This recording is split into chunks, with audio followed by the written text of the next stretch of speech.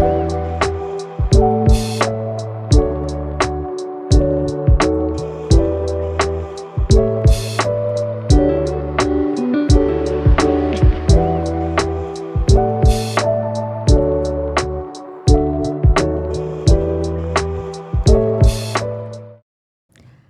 teman-teman semua, Sobat Rukim dimanapun kalian berada, ketemu lagi nih kita berjumpa di channel kebanggaan kita bersama, apalagi kalau bukan Ngerumpi, ngobrolin rumah impian. Nah, Ngerumpi kali ini akan ditemani oleh saya di sini Morina Pane. Kalau bicara tentang rumah impian, kita semua pasti tahu ya, kalau pemerintah Provinsi DKI Jakarta melalui Dinas Perumahan Rakyat dan Kawasan Permukiman, salah satu produk pelayanannya itu adalah menyediakan rumah susun sewa sederhana. Dan di Jakarta sendiri itu telah tersedia puluhan ribu unit rusunawa yang sudah dibangun oleh Dinas Perumahan Rakyat dan Kawasan Permukiman. Yang menjadi hal yang menarik di sini, ini perlu deh kita membahas bagaimana sih Dinas Perumahan Rakyat dan Kawasan Permukiman ini mengelola puluhan ribu unit rusunawa yang sudah tersedia dan terbangun di DKI Jakarta. Nah, untuk itu Ngerumpi kita kali ini akan ditemani oleh Pak Bahrudin sebagai Kepala Unit Pengelola Rumah Susun 6. Kepada Pak Bahrudin, apa kabar Pak? Alhamdulillah baik Bu Morin. Sehat ya Pak? Alhamdulillah sehat Mbak Morin. Berapa derajat Celcius nih panasnya di perjalanan Pak? Nggak matahin semangat ya Pak untuk Ngerumpi kita kali ini? Tetap semangat Mbak Morin. Tetap semangat, harus semangat ya Pak. Nah, ini Pak Bahrudin sebagai Kepala Unit Pengelola Rumah Susun 6. Emang di DKI Jakarta ada berapa unit pengelola rumah susun sih Pak? Sebelum 8 UPRS ada yang kaitan dengan Pergub 83 tahun 2020. Yang tadinya 13 UPRS diefisiensikan menjadi 8 UPRS. Jadi sebanyak 8 UPRS untuk saat ini Bu Morin. Oh, 8 UPRS untuk menangani semua lokasi rusunawa. Betul Mbak. Oh, seperti itu. Nah, kalau UPRS 6 sendiri Pak, mengelola berapa lokasi rusun ya Pak? Baik Mbak Morin, untuk UPRS 6 kita mengelola sebanyak 6 rusun. Rusun Tipar Cakung ini sebanyak 1.000 unit, terdiri dari 10 blok. Dan Rusunawa Albo, kalau saat dulu memang disebutkan Rusunawa Albo, sebenarnya di dalam nomenklaturnya ini adalah Rusunawa Cakung Barat. Ini sebanyak ada 8 blok. Setiap blok terdiri dari 75 unit dengan total sebanyak 600 unit. Lalu Rusunawa KM2 memiliki 2 blok, setiap blok 100 unit. Maka jumlah untuk Rusunawa KM2 adalah sebanyak 200 unit. Lalu Rusunawa Cakung Barat Tower yang kemarin kita lakukan penghunian, ini sebanyak 3 tower, terdiri dari 542 unit. Sedangkan Rusunawa Ujung Menteng juga sama, baru dilakukan penghunian sebanyak 2 tower, yaitu ada 420 unit. Sedangkan ada satu lagi Rusunawa Rawa Bebek. Rusunawa Rawa Bebek ini ada Rusunawa blok dan tower. Blok juga dibagi 2, ada blok keluarga dan blok lajang. Blok keluarga juga dibagi juga 2, blok pemberian dari swasta dan blok dari APBD. Nah, untuk Rusunawa Rawa Bebek ini sebanyak 1.811 unit. Artinya untuk Rusunawa blok keluarga ada 8 blok. Setiap blok ini ada 100 unit, artinya ada sebanyak 800 unit. Sedangkan untuk Rusunawa Tower, kita ada 1 tower di Rusunawa Rawa Bebek. Ini sebanyak 255 unit. Sedangkan untuk blok lajang, kemarin kita diberikan hibah oleh Kementerian PUPR ini di bulan Agustus tahun 2022. Sebanyak ada 6 blok setiap blok terdiri dari 125 unit. Artinya blok Lajang ini sebanyak 750 unit. Untuk keseluruhannya, bahwa UPRS 6 mengelola sebanyak 34 blok, 5 tower, dan unit huniannya adalah 4.573 unit hunian. Cukup banyak juga ya Pak yang dikelola satu Sangat UPRS banyak ya. Mbak Morin. 4.000-an unit. Kalau kita melihat dari undang-undang dan segala peraturan yang ada, sebenarnya target masyarakat atau target grup yang berhak mendapatkan unit hunian rusunawa ini kita bagikan dua ya. Yang pertama itu masyarakat terprogram, yaitu masyarakat yang terdampak penataan kota, kalau kita kenal sebagai warga relokasi. Kemudian yang kedua itu masyarakat umum, yaitu khusus bagi masyarakat yang berpenghasilan rendah. Iya. Nah, yang menjadi pertanyaan kita saat ini, mungkin sobat-sobat Rukim yang di rumah, apa sih ketentuan mutlak, syarat mutlak bagi pendaftar rusunawa hingga bisa mendapatkan unit hunian rusunawa, khususnya yang dua target grup ini ya Pak ya. Dan bagaimana sih cara mendaftarnya Pak? Baik Mbak Morin, Sobat Rukim sekalian, bahwa dua kategori untuk kategori masyarakat terprogram dan tidak terprogram.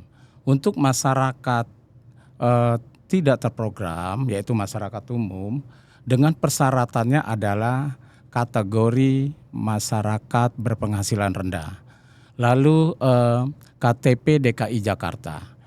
Berikutnya adalah NPWP.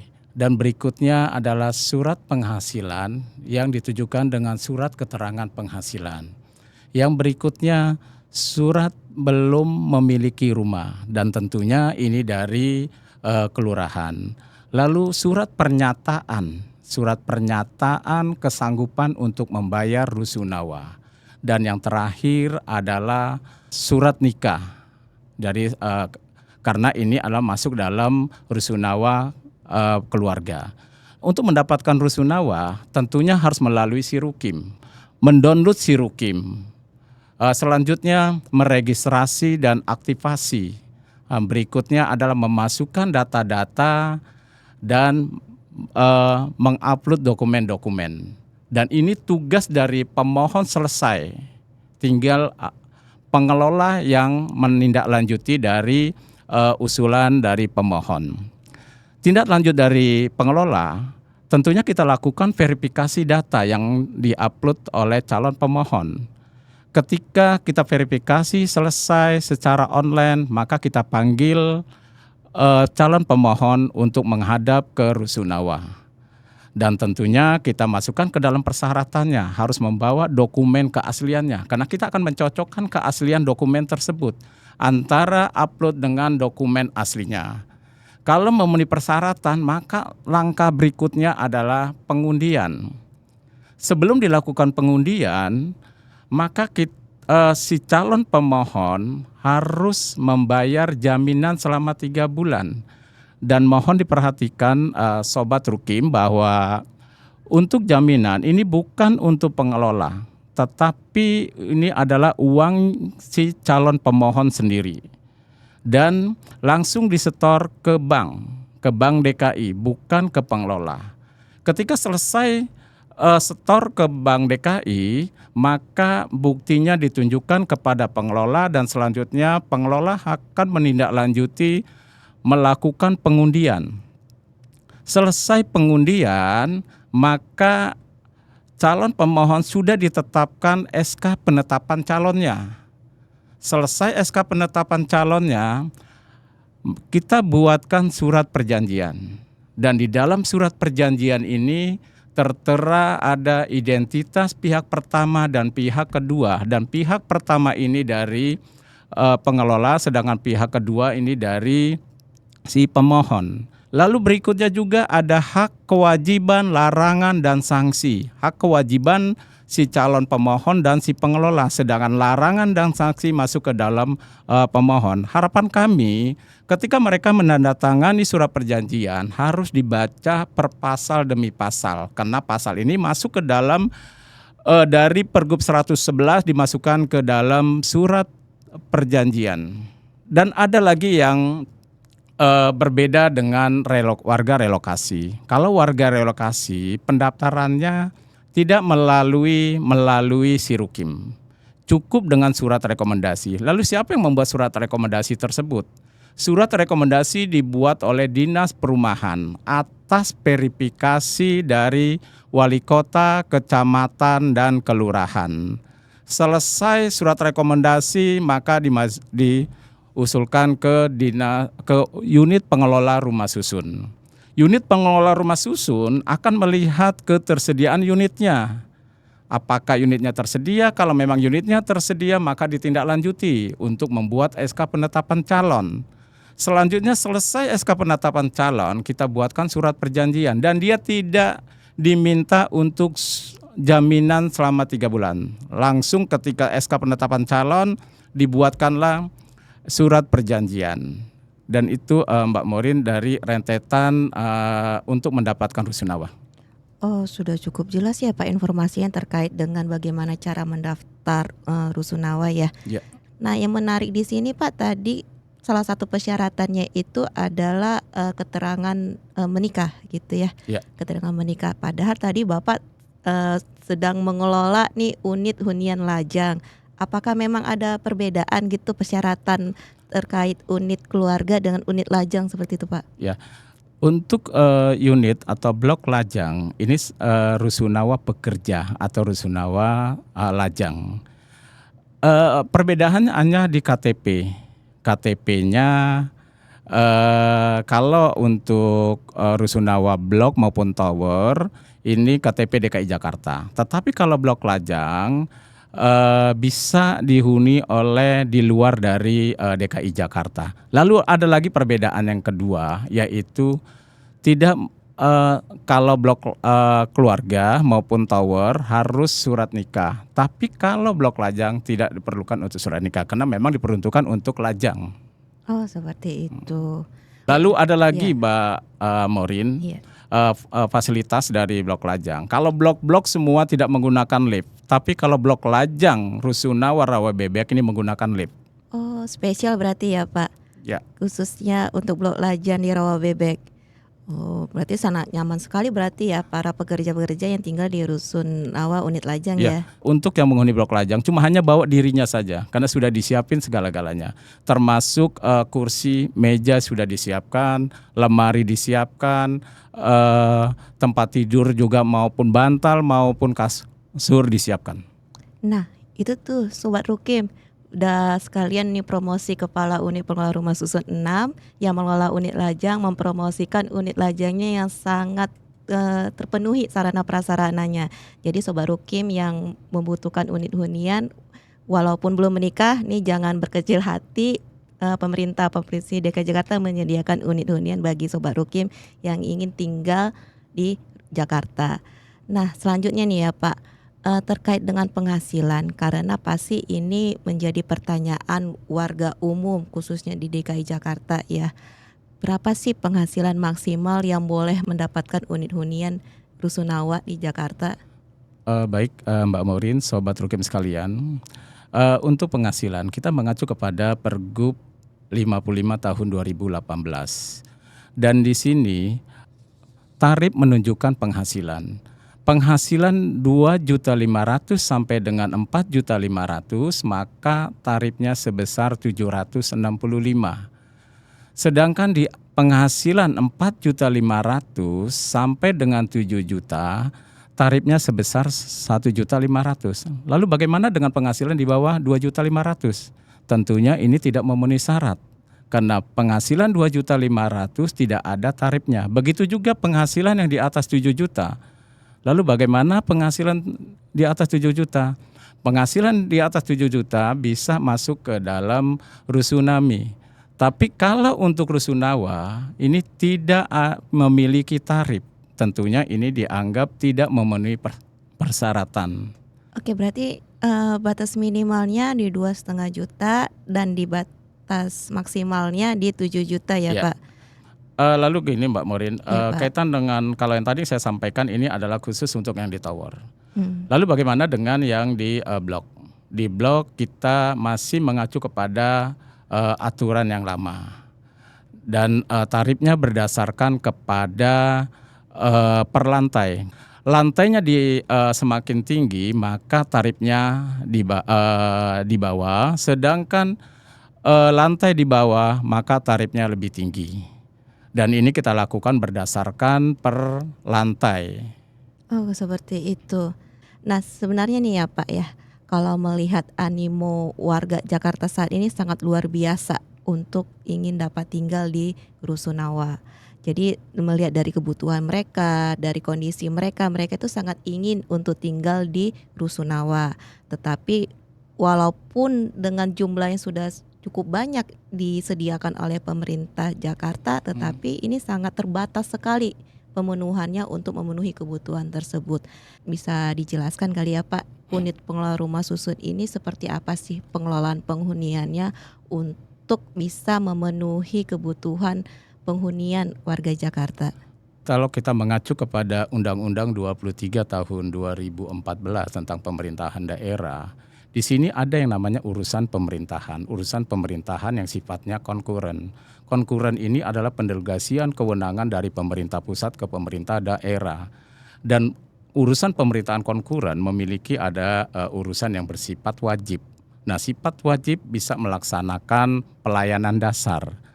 Ada 6 pelayanan dasar yang dilakukan di dalam urusan pemerintahan yang sifatnya konkuren. Yang pertama adalah pendidikan, kesehatan, perumahan dan kawasan permukiman, tata ruang dan PU, sosial dan penertiban. Dari 6 pelayanan dasar, salah satunya adalah perumahan. Dan memang letak permasalahan ketika penduduknya bertambah, maka ada permasalahan. Dan disinilah ketika ada permasalahan maka hadirlah pemerintah untuk menyelesaikan suatu permasalahan tersebut, yaitu pengadaan rusunawa. Nah, pengadaan rusunawa ini sebanyak ada 43 rusunawa dan dikelola oleh unit pengelola rumah susun. Bagaimana cara pengelolaan unit pengelola rumah susun? Dan di sini teman-teman unit pengelola rumah susun melaksanakan dari pengelolaan tersebut, yaitu memberikan pemberdayaan kepada warga rusunawa. Nanti ketika selesai memasukkan suatu pelatihan, tugas dari pengelola menginventarisir, mengolah dan menganalisa kebutuhan peminatan tersebut. Ketika selesai kita menganalisa kebutuhan peminatan atau pelatihan, kita akan mengusulkan kepada dinas terkait tergantung dari jenis pelatihan yang diinginkan oleh warga. Maka selesai kita mengusulkan kepada dinas terkait akan melaksanakan pelatihan-pelatihan tersebut. Kalau udah banyak peminatnya, yang kami harapkan warga mendapatkan penghasilan-penghasilan. Dan disinilah masuk ke dalam housing karir. Kalau kita sudah mengacu semua 2 poin itu, maka tidak tertutup kemungkinan status mereka bisa meningkat. Yang tadinya tinggal di blok, bisa tinggal di tower, dari tower bisa menjadi rusunami, bisa memiliki rumah landed atau rumah sendiri. Dan inilah kami harapkan. Jadi ada perbedaan kalau kita di PNS ya, ada yang kita kenal dengan jenjang karir. Kita mulai dari jenjang karir, dari pengawas, lalu administrator, lalu jabatan pimpinan tinggi. Dan jabatan pimpinan tinggi juga dimulai dari pratama, madya, dan utama. Nah, begitu juga dengan housing karir.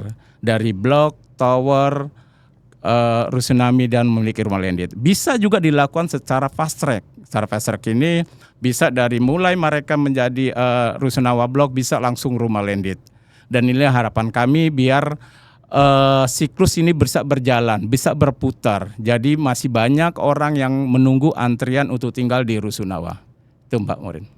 Oh, berarti nih ya Pak, unit pengelola rumah susun ini hadir untuk menciptakan housing karir bagi warga Jakarta, khususnya mereka yang menjadi penghuni rusunawa ya. Betul Mbak Morin, karena gini Mbak Morin, kalau warganya melulu tinggal di rusunawa sampai puluhan tahun, berarti pengelola tidak berhasil.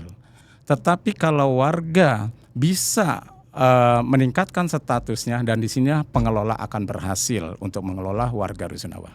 Oh, oke, seperti itu rupanya ya Pak. Nah, kalau di rusunawa nih Pak tinggal kan, kita itu tidak hanya berhadapan dengan, bangunan huniannya saja ya, Pak, ya. Pasti ada sarana prasarana pendukungnya. Misalnya, warga pasti membutuhkan tempat ibadah, taman, atau lapangan olahraga gitu. Nah, ini Dinas Perumahan Rakyat dan Kawasan Permukiman melalui unit pengelola rumah susun ini gimana sih cara mengelola, menyediakan sarana prasarana tersebut, pemeliharaannya, pemakaiannya, seperti itu, Pak? Baik, Mbak Maureen, Sobat Rukim sekalian, di dalam tugas pokok fungsi dari, yang masuk ke dalam SOTK Dinas Perumahan, salah satunya adalah pengelolaan sarana dan prasarana. Lalu di dalam pergub tersebut ada turunannya, yaitu kaitan dengan keputusan kepala dinas tentang pendelegasian kewenangan, di mana urusan dan irisannya masuk ke dalam dinas perumahan dan masuk ke dalam unit pengelola rumah susun. Dan disinilah tantangan untuk teman-teman, pengelola unit pengelola rumah susun. Harus berani, harus keluar dari zona nyaman. Artinya kita bisa melaksanakan, membangun, sarana dan prasarana. Contoh, di UPRS 6. UPRS 6 sudah membuat suatu, perubahan, yaitu melaksanakan membangun fisiknya, yaitu yang kita sudah bangun di tahun 2023 oleh UPRS 6, saluran air, taman, shelter, dan sebagainya. Dan nanti di tahun 2024 kita juga membangun, tralis atau membangun sarana keamanan, lalu juga kita membangun, membeli, booth untuk UMKM di Cakung Barat Tower, dan juga banyak sekali yang kita lakukan. Dan inilah, suatu terobosan-terobosan baru, kita berani, melaksanakan kegiatan sendiri. Menurut saya ini, kita harus keluar dari zona nyaman, maka, harapan kami, ke depan teman-temannya juga bisa, melaksanakan sarana dan prasarana. Jangan takut, bahwa ini adalah, resiko bagi seorang, pimpinan untuk kita mengelola sendiri, sarana dan prasarana. Oke, seperti itu. Berarti pekerjaan pembangunan fisik itu, sangat-sangat penting ya? Oh sangat, Mbak Maureen, karena kita tahu sendiri, saat ini kan kita given ya, given dari dinas. Padahal yang tahu persis sarana dan prasarananya ini adalah teman-teman pengelola unit pengelola rumah susun. Oke, kembali lagi ya, Pak, terkait dengan housing karir. Pembangunan fisik sudah, berarti pembangunan manusianya juga perlu kali ya, Pak, ya? Mungkin bisa diceritakan kali, Pak, apa aja saja sih yang sudah dilakukan, kegiatan-kegiatan apa saja yang sudah dikerjakan di rusunawa-rusunawa untuk pembangunan kualitas manusianya di rumah susun ini, Pak?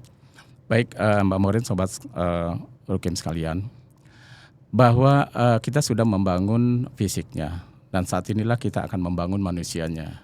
Sesuai dengan, struktur organisasi tata kerja dinas perumahan, yaitu, UPRS memiliki tugas memberikan pemberdayaan kepada, warga rusunawa. Dan inilah yang kami inginkan, kita ingin memberikan pelatihan. Kalau saat ini kita masih mengacu kepada Instruksi Gubernur 131 tahun 2016, di mana kolaborasi dari SKPD, UKPD terkait untuk melaksanakan kegiatannya di, masing-masing rusunawa. Kita ingin merubah pola pikir warga rusunawa yang tadinya mereka tidak suka dengan usaha, maka kalau kita merubah pola pikir, maka mereka bisa, ada peningkatan untuk berusaha. Bukan hanya usaha saja, tapi juga ada potensi-potensi yang harus kita gali kepada warga rusunawa. Kalau memang kita sudah merubah pola pikir warga rusunawa, maka akan terlihat potensi-potensinya. Dan inilah yang kami, harapkan kepada warga rusunawa. Potensi apa yang dimiliki? Tidak perlu mereka, menggunakan biaya yang besar, tidak perlu mereka usaha. Tapi ada potensi-potensinya, misalnya mereka bisa diajari untuk sulap, dan ini tidak membutuhkan, biaya, tapi membutuhkan suatu keahlian, dan ini bisa mendatangkan penghasilan. Untuk di unit pengelola rumah susun 6, kita ada yang namanya Ikatan Pelaku Usaha Rusunawa. Ini kelembagaan IPR. IPR ini ada program yaitu wedding organizer. Nah, wedding organizer ini kita sudah berjalan. Saya yakin 100% kita kualitasnya bagus. Oke, seperti itu rupanya ya. Jadi pemberdayaan warga ini itu dilakukan dengan berbagai pelatihan-pelatihan ya. Mungkin pelatihannya contohnya seperti apa ya Pak? Pelatihan yang sudah diterapkan untuk yang IPR, kita menginginkan ini sudah dilakukan yaitu editing. Lalu juga desain grafis, ini sudah dilakukan. Lalu make up artist juga sudah dilakukan. Lalu juga tata boga sudah dilakukan. Dan semua pelatihan-pelatihan yang bergabung dengan IPR kita sudah lakukan karena biar untuk mengembangkan WO kita. Dan ini sangat cepat kalau memang WO kita berhasil. Dan sudah banyak yang juga yang memakai jasa WO kita dari dalam sendiri Rusunawa maupun dari luar Rusunawa sudah menggunakan jasa WO kita. Dan jenis pelatihan juga yang kaitan dengan pelatihan-pelatihan yang kita lakukan yaitu pelatihan servis AC maupun otomotif juga sudah kita terapkan, maupun operator komputer juga kita sudah melakukan pelatihan-pelatihan. Oh, sudah cukup banyak juga ya pelatihan dan ini akan berkelanjutan ke depannya ya Pak. Satu lagi Mbak Morin yang kita inginkan, pelatihan-pelatihan ini adalah pelatihan jenis advokasi. Iya. Seperti contohnya adalah pelatihan las dalam air.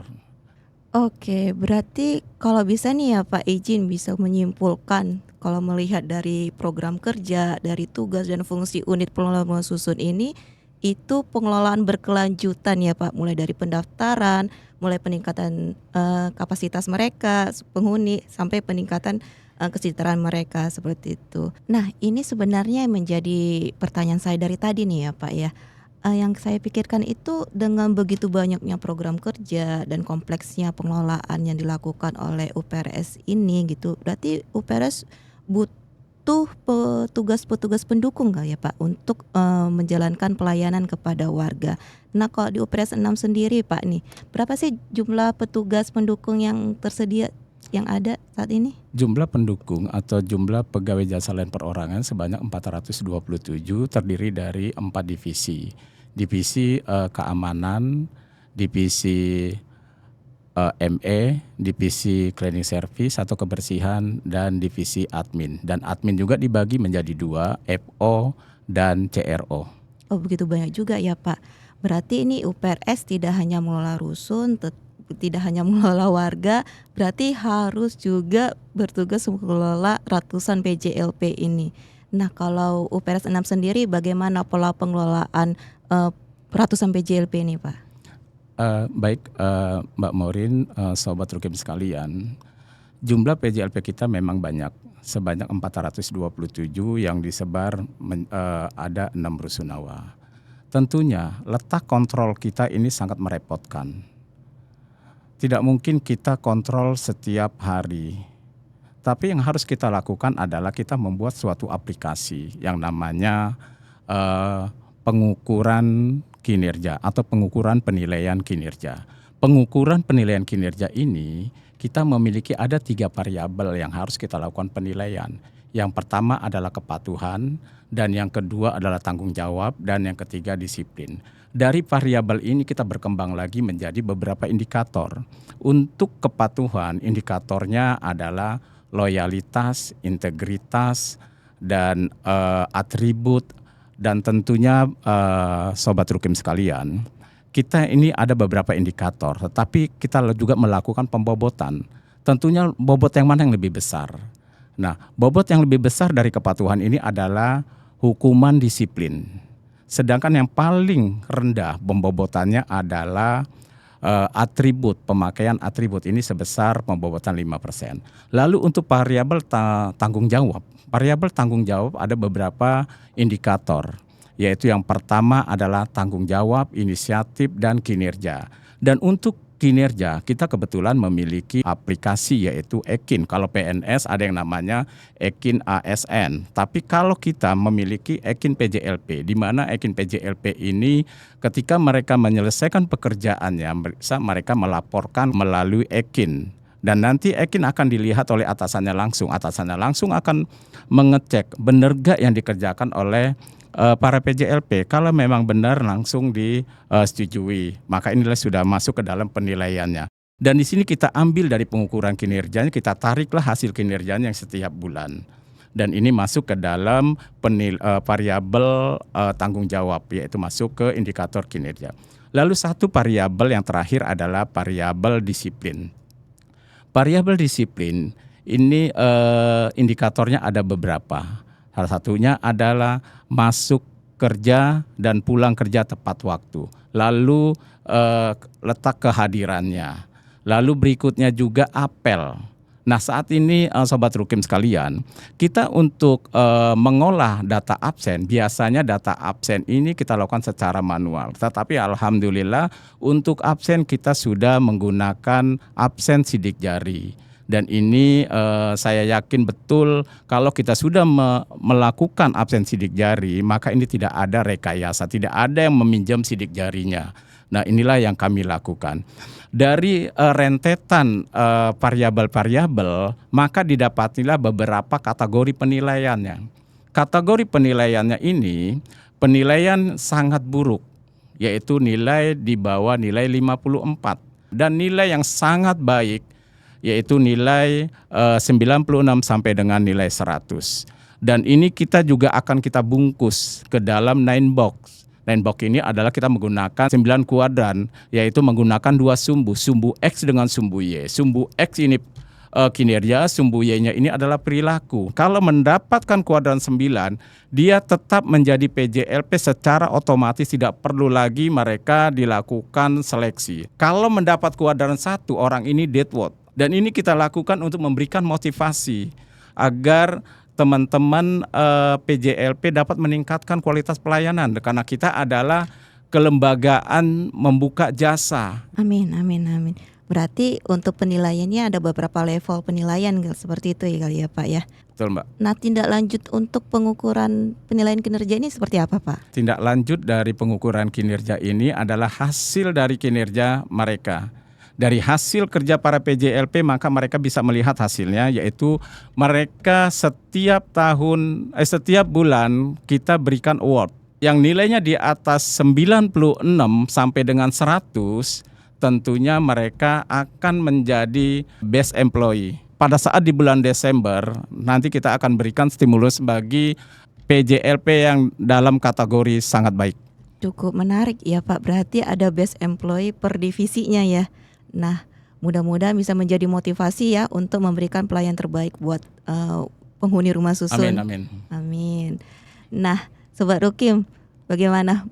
Cukup banyak informasi yang kita dapatkan dari Pak Bahrudin. Ini terima kasih banyak nih Pak Bahrudin Ya, buat sama-sama, ngerumpi kita kali ini.